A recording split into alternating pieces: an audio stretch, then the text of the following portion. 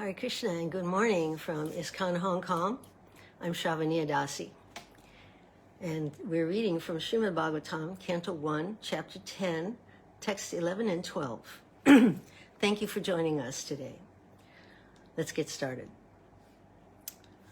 Namo Vishnu Paraya Krishna Prasthaya Bhutale Srimati Bhaktivedanta Swamin Iti Namani Namaste Saraswati Deve Gauravani Pacharni Nirvishesha Shanyavari Paschatya Destarni Vanchakalpatarubhyascha Kripa Sindhubhaivacha Patitanam Pavanebhyo Vaishnavebhyo Namo Namaha.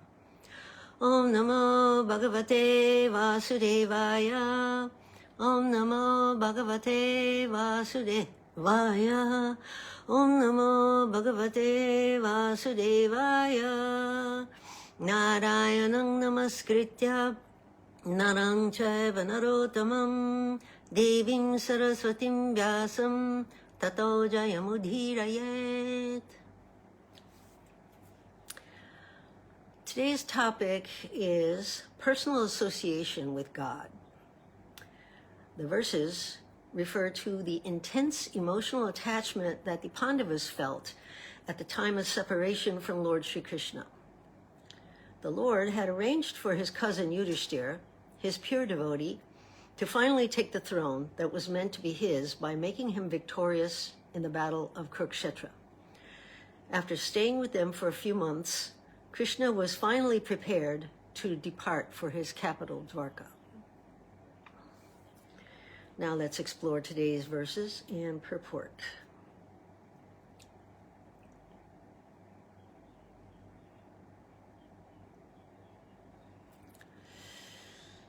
Satsangan mukta dusango hatum nat sahate buddha kirtyamanam yasho yasya sakrid akarnya rochanam tasmin yasta dhiya pata saheran viraham katam darshanam sparsha sanglapa shayanasana bhojanai. Translation and purport by His Divine Grace, A.C. Bhaktivedanta Swami Srila Prabhupada. Here's the translation. The intelligent who have understood the Supreme Lord in association with pure devotees and have become freed from bad materialistic association can never avoid hearing the glories of the Lord, even though they have heard them only once. How then could the Pandavas tolerate his separation? For they had been intimately associated with his person, seeing him face to face, touching him, conversing with him, sleeping and sitting and dining with him. Purport. The living entity's constitutional position is one of serving a superior. He is obliged to serve by force the dictates of illusory material energy in different phases of sense gratification. And in serving the senses, he is never tired. Even though he may be tired, the illusory energy perpetually forces him to do so without being satisfied. There is no end to such sense gratificatory business, and the conditioned soul becomes entangled in such servitude without hope of release. The release is only affected by association with pure devotees. By such association, one is gradually promoted to his transcendental consciousness. Thus, he can know that his eternal position is to render service unto the Lord, and not to the perverted senses in the capacity of lust, anger, desire to lord it over, etc. Material society, friendship, and love are all different phases of lust. Home, country, family, society, wealth, and all sorts of corollaries are all causes of bondage in the material world, where the threefold miseries of life are concomitant factors. Threefold miseries, he's referring to miseries caused by the body and mind, miseries caused by other living entities, and miseries caused by natural disasters. All right. By associating with pure devotees and by hearing them submissively, attachment for material enjoyment becomes slackened, and attraction for hearing about the transcendental activities of the Lord becomes prominent. Once they will go on progressively without stoppage, like fire in gunpowder. It is said that Hari, the personality of Godhead, is so transcendently attractive that even those who are self-satisfied by self-realization and are factually liberated from all material bondage also become devotees of the Lord.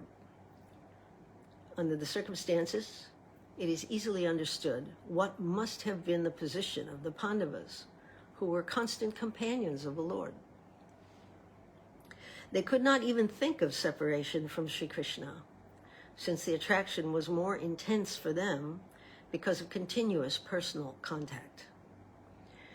His remembrance by his form, quality, name, fame, pastimes, etc., is also attractive for the pure devotee, so much so that he forgets all forms, quality, name, fame, and activities of the material world. And due to his mature association with pure devotees, he is not out of contact with the Lord for a moment. That's the purport. Okay, there's a lot in there.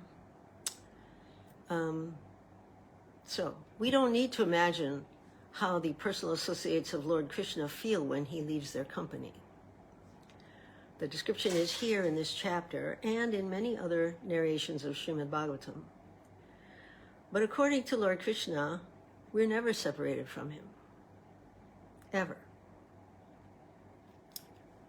Here's what he wrote in his message to the gopis after he left for Mathura.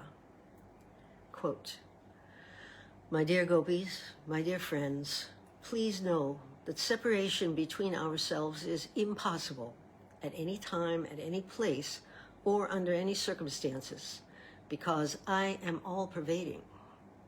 End quote. So he's within everything, and everything is within him. So there's no separation. In Krishna book, chapter 47, Srila Prabhupada writes this: "The living entities are also directly part and parcel of Krishna. Therefore, Krishna is the source of both the material and spiritual energies. He is always intermingled with everything as cause and effect. Not only the gopis, but all living entities, that means us too, are always inseparably connected with Krishna in all circumstances. The gopis, however, are perfectly and thoroughly in cooperation in their relationship with Krishna, whereas the living entities under the spell of Maya are forgetful of Krishna. They think themselves as separate identities having no connection with Krishna. Love of Krishna, or Krishna consciousness, is therefore the perfectional stage of real knowledge in understanding things as they are."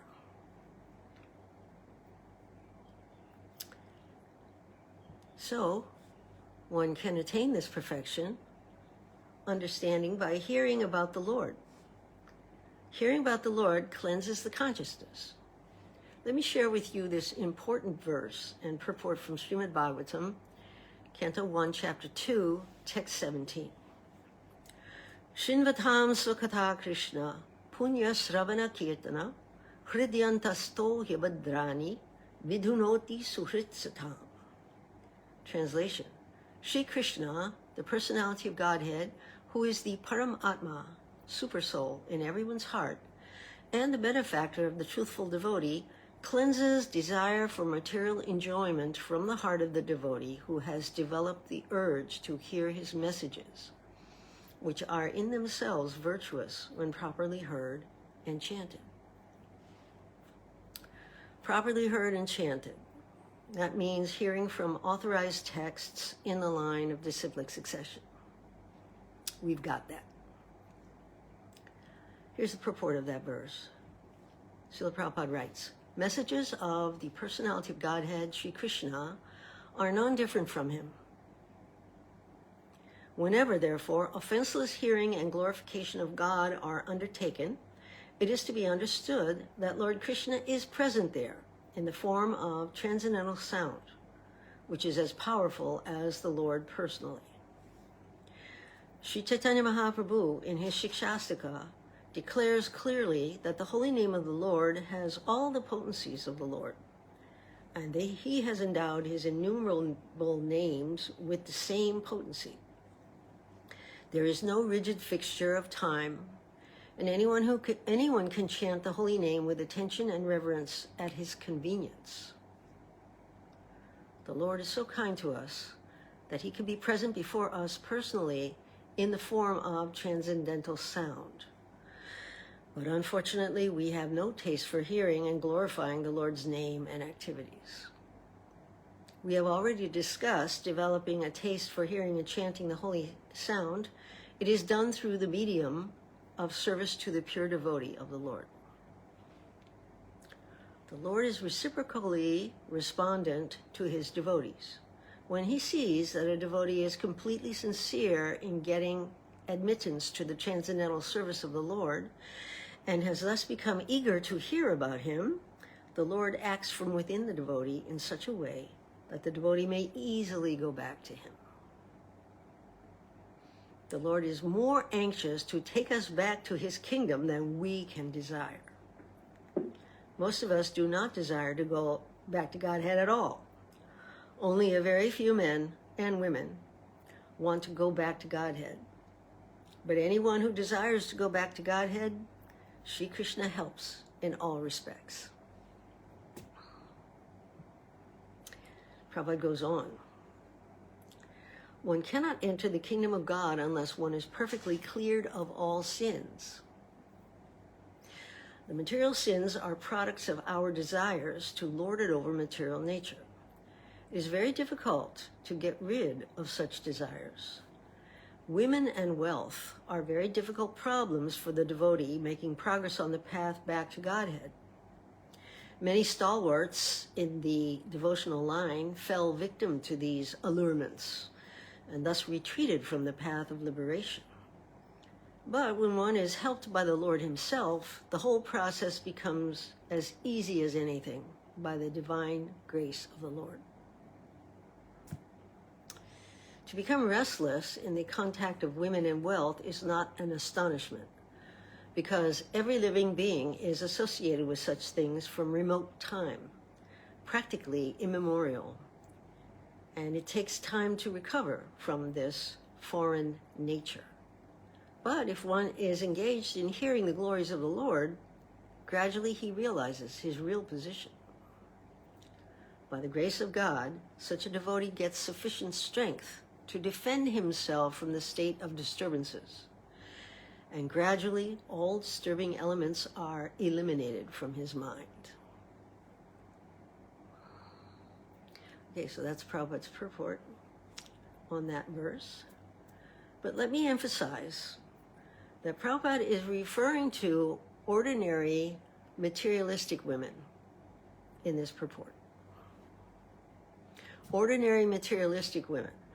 However, on a morning walk in Bombay in 1974, Srila Prabhupada made a point about female devotees in Krishna consciousness, and this is something he repeated many times.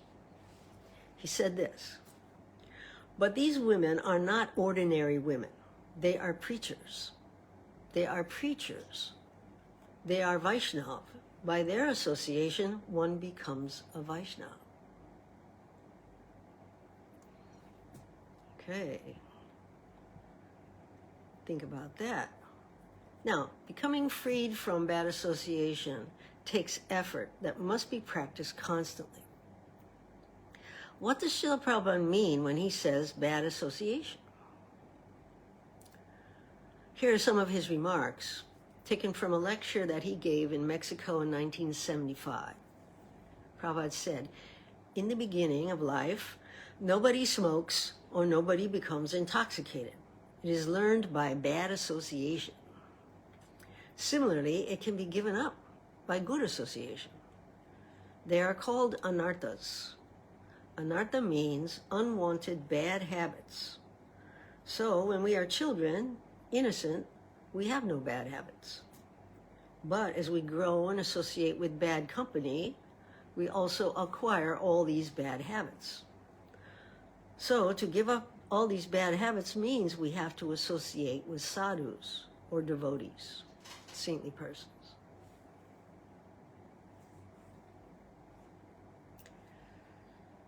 As far as good association is concerned, Prabhupada gives the following clarification in the purport of Śrimad Bhagāvatam, Canto 1, Chapter 2, Text 18.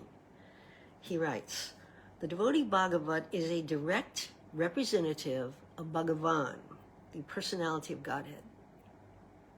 So by pleasing the devotee Bhagavat, one can receive the benefit of the book Bhagavat.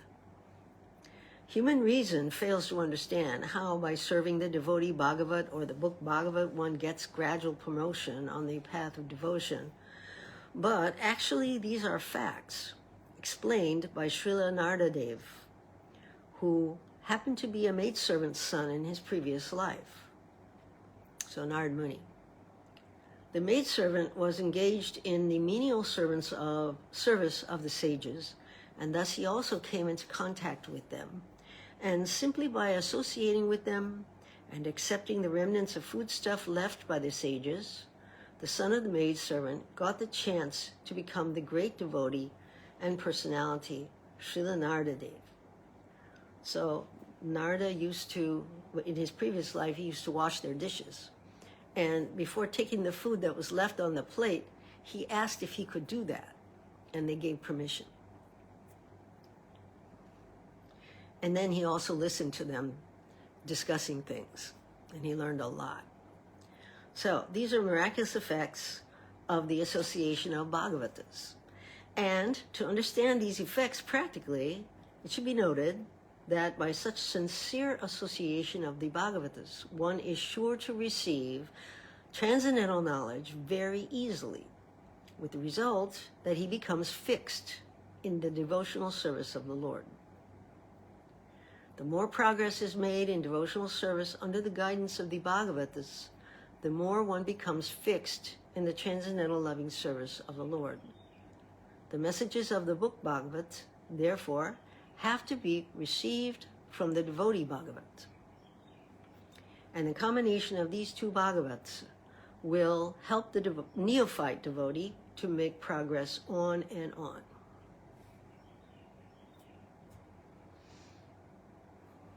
So, by listening, and it's online, right? Not that hard. One click, yeah? What is being described here in the above purport is not that hard. It simply requires determination. And determination is attainable by controlling the senses through the cultivation of the mode of goodness, through following the regulative principles of freedom as given by the spiritual master. So, the more you do it, the easier it gets. To find out more about direct association with Krishna, here are some excerpts from Nectar of Devotion, chapter 42. When there are dealings between Krishna and his friends that are completely devoid of any feelings of respect, and they all treat one another on an equal level, such ecstatic love and friendship is called sthayi. Sthayi. When one is situated in this confidential, friendly relationship with Krishna, one shows symptoms of love such as attraction, affection, affinity, and attachment. Affinity means characteristics in common and motives in common. So, an example of sthayi was exhibited when Arjuna told Akrura. Now, he said this when he was young, when Arjuna was young. My dear son of Gandhini, please ask Krishna when I shall be able to embrace him in my arms. He wanted to hug Krishna, but he hadn't seen him. This example refers to when Arjuna was younger, and another instance of Arjuna's friendship with Krishna was described by Narada, who reminded Krishna, quote, when Arjuna was learning the art of shooting arrows, He could not see you for so many days. But when you arrived there, he stopped all activities and immediately embraced you. This means that even though Arjuna was engaged in learning the military art, he had not forgotten Krishna for a moment. And as soon as there was an opportunity to see Krishna, Arjuna immediately embraced him. Dropped everything. Krishna walked in and he dropped everything, right? When there is full knowledge of Krishna's superiority, and yet in dealings with him on friendly terms, respectfulness is completely absent, that stage is called affection. Here's one brilliant example of this affection. When the demigods, headed by Lord Shiva, were offering respectful prayers to Krishna, describing the glorious opulences of the Lord, Arjuna stood before him with his hand on his shoulders and brushed the dust from his peacock feather. Wow.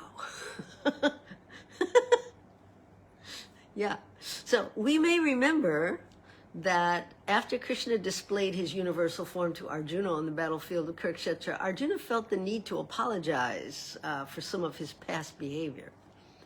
Here's from Bhagavad Gita, chapter 11, text 41 and 42. Arjuna said, I have in the past addressed you as, O Krishna, O Yadava, O my friend, without knowing your glories. Please forgive whatever I may have done in madness or in love.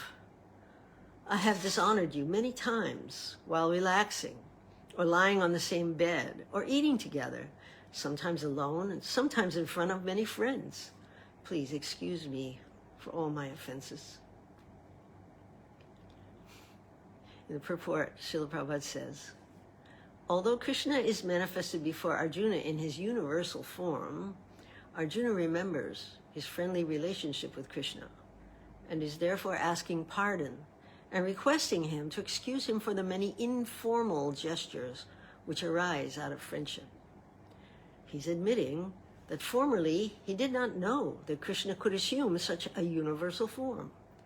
Although he explained it as an intimate friend, Arjuna did not know how many times he may have dishonored Krishna by addressing him, O my friend, O Krishna, O Yadava, etc., without acknowledging his opulence.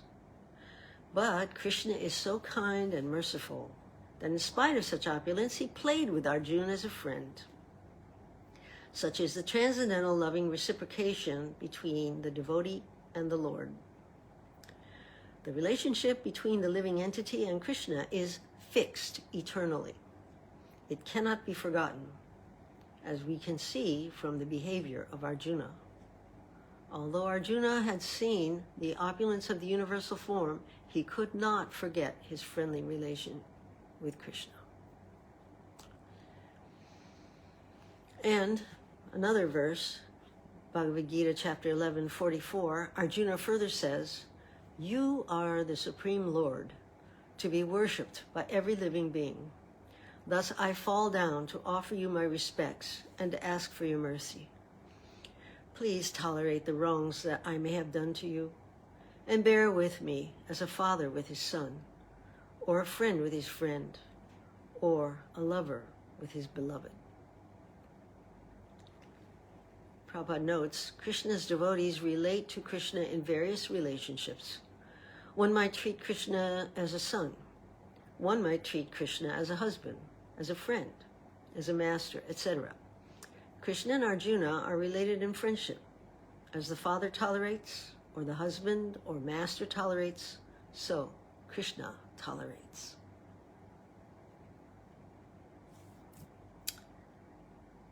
The Pandavas and their mother and their wife were all great souls. Mahatma means great soul. Here's the evidence given in Bhagavad Gita chapter 8, text 15, translation and purport. Lord Krishna is speaking. After attaining me, the great souls, who are yogis in devotion, never return to this temporary world, which is full of miseries, because they have attained the highest perfection. Purport. Since this temporary material world is full of the miseries of birth, old age, disease, and death, naturally, he who achieves the highest perfection and attains the supreme planet, Krishna Loka, Goloka Vrindavan, does not wish to return. The supreme planet is described in Vedic literature as beyond our material vision, and it is considered the highest goal. The Mahatmas, the great souls, receive transcendental messages from the realized devotees and thus gradually develop devotional service in Krishna consciousness and become so absorbed in transcendental service that they no longer desire elevation to any of the material planets, nor do they even want to be transferred to any spiritual planet. They only want Krishna's association and nothing else. Such great souls in Krishna consciousness attain the highest perfection of life. In other words, they are the supreme souls, Mahatma. Prabhupada said Mahatma doesn't mean a political position. Mahatma Gandhi, no, it's not a political position. Mahatma means supreme soul. So in today's purport, Srila Prabhupada writes, it is said that Hari, the personality of Godhead, is so transcendently attractive that even those who are self-satisfied by self-realization and are factually liberated from all material bondage also become devotees of the Lord. God is his title, Krishna is his name, and Krishna means irresistible, all attractive. He's the center of attention, the source of love and joy, eternally. So I'd like to finish today's class with something that Srila Prabhupada said in Melbourne in 1974, and he's speaking about perfect love. This is a lecture that he gave. If you love God, and because we are missing God, we are loving this thing, that thing, that thing, that thing, that thing, and frustration. That very love which is reserved for God, we are applying it in this material world. I love my country. I love my society. I love my family.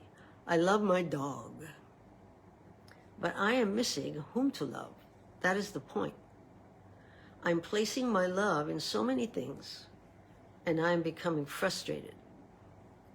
So when we understand the love is meant for God, that is our perfection of life. And if you love God, then you love everyone. That is perfect love. That's Prabhupada. So, keep reading and listening to Srila Prabhupada's translations of Bhagavad Gita as it is and Śrimad Bhagāvatam. And keep on chanting the holy name of Krishna. The Lord is there, personally.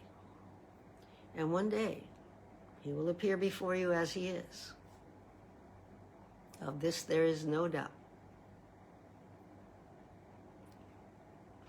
Thank you all for listening. For Iskcon Hong Kong, I'm Sravaniya Dasi. Srila Prabhupada ki jai. Shri Shri Gaura Nitai ki jai. Hari Hari Bol.